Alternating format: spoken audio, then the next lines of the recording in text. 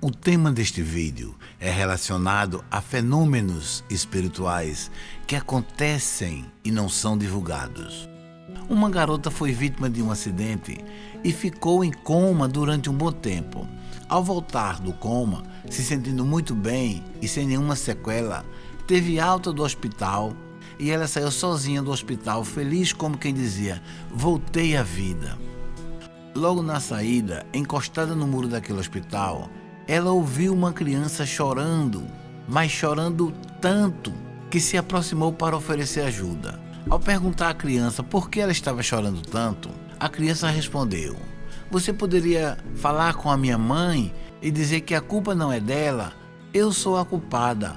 A moça, que havia acabado de ter alta daquele hospital, perguntou: e onde está sua mãe? A garotinha apontou para dentro do hospital e a moça não viu nenhuma objeção em voltar e falar com a mãe daquela garota.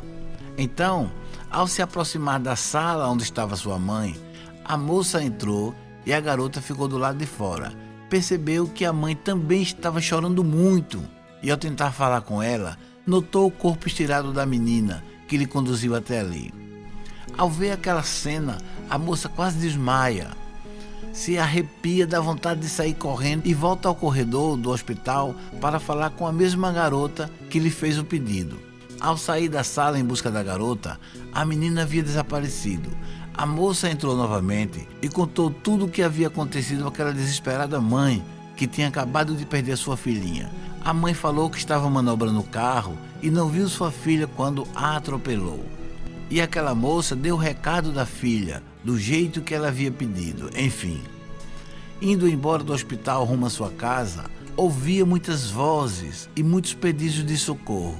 No dia seguinte, um rapaz também falecido a implorou para que ela falasse com a mãe dele, porque sua mãe não estava deixando ele partir em paz. Ou seja, ficava 24 horas pensando na perca do filho, pensando no filho e cada vez mais o atraindo para perto dela, consequentemente prejudicando seu desenlace por completo. Ele queria seguir sua jornada em paz, mas a sua mãe com seus pensamentos não o deixava.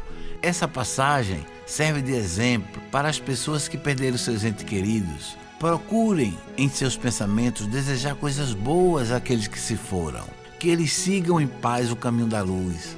Roguem a Deus misericórdia, amor e compaixão para os espíritos que não tiveram nesta encarnação o conhecimento necessário para enfrentar a sua nova realidade.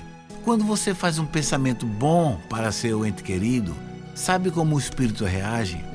Imagine um ambiente quente, você com muito calor, agoniado, muitas vezes perturbado, e de repente alguém do outro lado está emanando pensamentos bons para você, está orando por você. Aquele espírito que estava agoniado começa a sentir uma brisa fresca em sua direção. Ele começa a se acalmar. Isso são os seus pensamentos que são transformados em refrigério para aquele espírito. Ele começa a sentir uma coisa boa e muitas vezes não sabe nem de onde vem essa paz, essa repentina tranquilidade. Fenômenos semelhantes acontecem quase todos os dias, mas não são divulgados, até mesmo pelo fato de não ser levados a sério. Ao contar um fenômeno espiritual, a primeira frase que você vai ouvir é: eu não acredito não. Essa frase é característica do ser humano. Aqui na Terra não existe matéria-prima que compõe o corpo humano. Exemplo, apareceu o coronavírus. Onde vamos achar o insumo fundamental para a produção das vacinas? No Brasil, não há política governamental para incentivar a produção dos insumos farmacêuticos ativos. Mas na China, na Índia, lá tem essa matéria.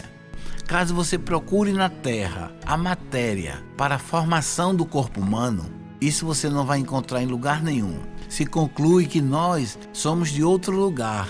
Bom, voltando aos fenômenos espirituais, recentemente saiu na BBC uma matéria que dizia: japoneses relatam aparições de espíritos em área devastada por tsunami. Profissionais de diferentes áreas já vinham investigando as razões desses relatos desde que eles começaram a ser divulgados pela imprensa. Nos meses subsequentes à tragédia, que devastou o litoral nordeste do Japão e deixou mais de 15 mil mortos, Para especialistas, essas pessoas podem estar sofrendo algum tipo de transtorno psicológico causado pelo trauma de ter sobrevivido a um dos piores desastres naturais já ocorridos no Japão. Mas a graduanda de Sociologia, Yuka Kudo, ganhou destaque na mídia japonesa recentemente ao apresentar os resultados de uma pesquisa que ela fez com taxistas e moradores relatando fenômenos do tipo. Ela conduziu ao longo de 10 meses mais de 200 entrevistas aleatórias que foi devastada pelo tsunami. 15 dessas pessoas disseram ter tido contato com espíritos e experimentado situações inexplicáveis. Yuka tomou conhecimento dos casos por intermédio de relatos publicados em jornais e revistas. O tema da vida após a morte já me interessava e eu tinha interesse em saber mais sobre os mortos do tsunami, então resolvi me aprofundar nessa pesquisa. Um dos taxistas contou à estudante que certa noite encontrou uma menina sozinha e muito estranha. Perguntou onde estavam os pais dela e a garota respondeu que estava só. Ele se prontificou a levá-la para casa. A menina ensinou o endereço e quando chegaram ao local indicado, o motorista ajudou-a a descer do carro. A garota sorriu, agradeceu e, segundo conta o taxista, foi se desvanecendo na sua frente.